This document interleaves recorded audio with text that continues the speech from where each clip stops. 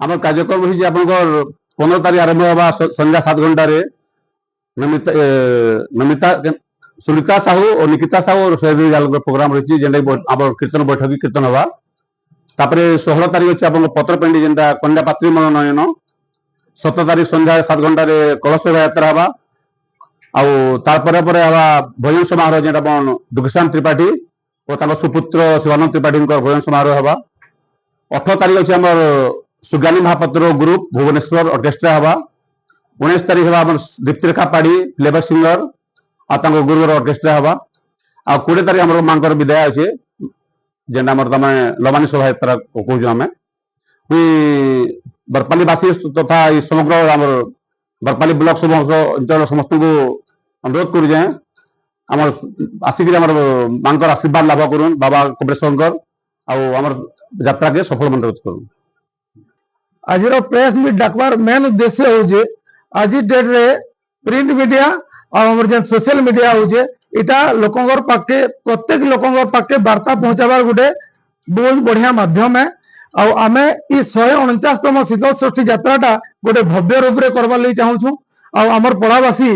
पूरा कार्यरत अच्छु पाखापाखि 6 मास हो गलान से जेन 6 मास जेन प्रिपेरेसन करिछु और जेन सब प्रोग्राम माने सब अरेंजमेंट करिछु से विषय रे आमर आखपाख जहाँ ग्रामवासी लोग अच्छन आमर बरपालीवासी अच्छन समस्त को केंते से इनफॉरमेशन टा आपनकर एरिया रे देमु से उद्देश्य रे ई प्रेस मीट रखाई छि। कोन कार्यक्रम गुडी कर रही कार्यक्रम कहले माने आमर जेंता 149तम शीतल षष्ठी टा 15 तारीख रु नै कि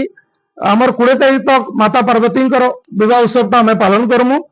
15 तारीख रे आमर नटराज आगमन हेबे 16 तारीख रे पतरपेणी हेबा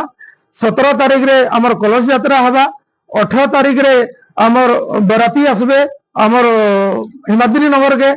19 तारीख माने शिव पार्वती विवाह उत्सव पालन हवा और 20 तारीख रे मां लोमानी उत्सव टा गोटे धूमधाम रे पालन कर नौ बोली आमे सुचिंतित और प्रतिष्ठित। सांस्कृतिक कार्यक्रम कहले आमर 15 तारीख रे गोटे कीर्तन मंडली अच्छे जेनटा कि सुनीता साहू नमिता साहू और सुरेंद्री जाल तांकर गोटे माने कीर्तन मंडली अच्छे से माने आमर पश्चिम ओडिशा रे बहुत प्रतिष्ठित तांकर कीर्तन लगी आमर 17 तारीख रे गोटे भजन संध्या अच्छे भजन संध्याटा दुखीश्याम त्रिपाठी शिवानंद त्रिपाठी सेटा परफॉर्म करबे 18 तारीख रे आमर सुज्ञानी महापात्र तांकर ऑर्केस्ट्रा हवा 19 तारीख रे आमर दीप्तिरेखा पाड़ी ऑर्केस्ट्रा हवा ई सब सांस्कृतिक कार्यक्रम माने आमर अच्छे। कार्यक्रम तो बहुत रही हिमाद्री नगर रे बहुत धूमधाम रे हेबो और कार्यक्रम रे देखन पतरपेणी अच्छी और आमर कलश यात्रा अच्छी भगवान को माँ पार्वती को घर को आनबू शोभा यात्रा भी अच्छी कल्चरल प्रोग्राम भी अच्छी सब प्रोग्राम अच्छी केमती लागुची आपण बहुत बढ़िया लगुच मुझे भावी नी मुझे पाइबी बोल कि भगवान को झील हिसाब से पाई मुझे बहुत खुशी दर्शक मान को अनुरोध करुँची प्रोग्राम महोत्सव रे आसिक बरपाली रे शीतल षष्ठी को बहुत सफल मंडप कर।